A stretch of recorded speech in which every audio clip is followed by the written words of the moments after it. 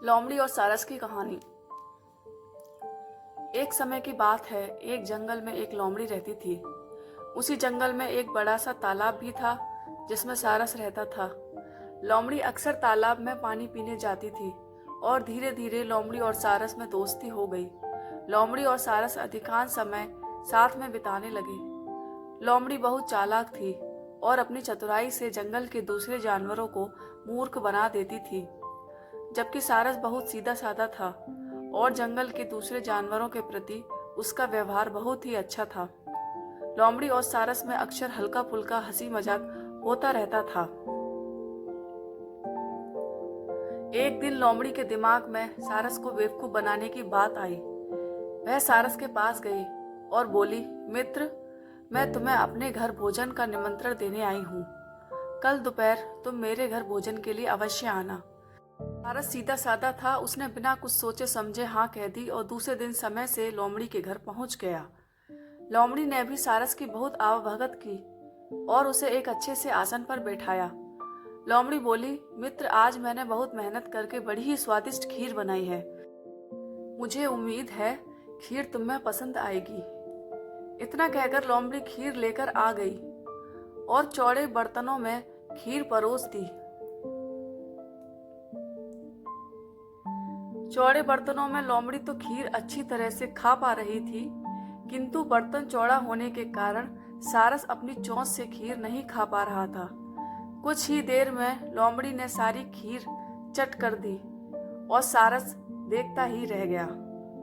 खीर खाने के बाद लोमड़ी सारस से बोली, मित्र, क्या बात है, इतनी स्वादिष्ट खीर होने के बाद भी तुमने खीर नहीं खाई?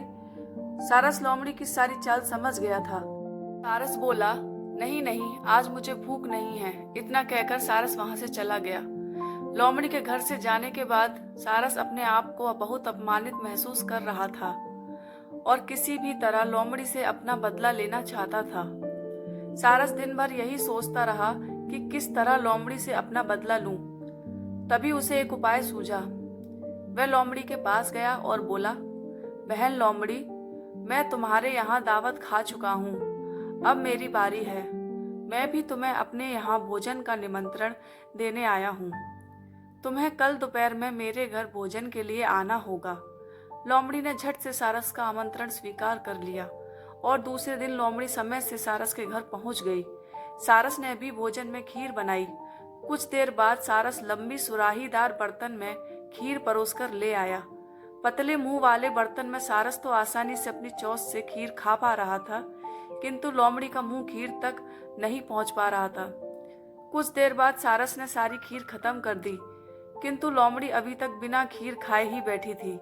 सारस ने लोमड़ी से पूछा, बहन लोमड़ी, क्या हुआ, तुमने खीर क्यों नहीं खाई?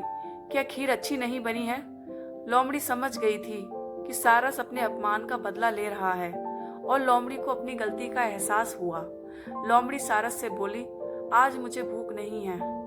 इतना कहकर लोमड़ी वहां से चली गई। शिक्षा। लोमड़ी और सारस की कहानी से हमें शिक्षा मिलती है कि हमें कभी भी किसी का अपमान नहीं करना चाहिए।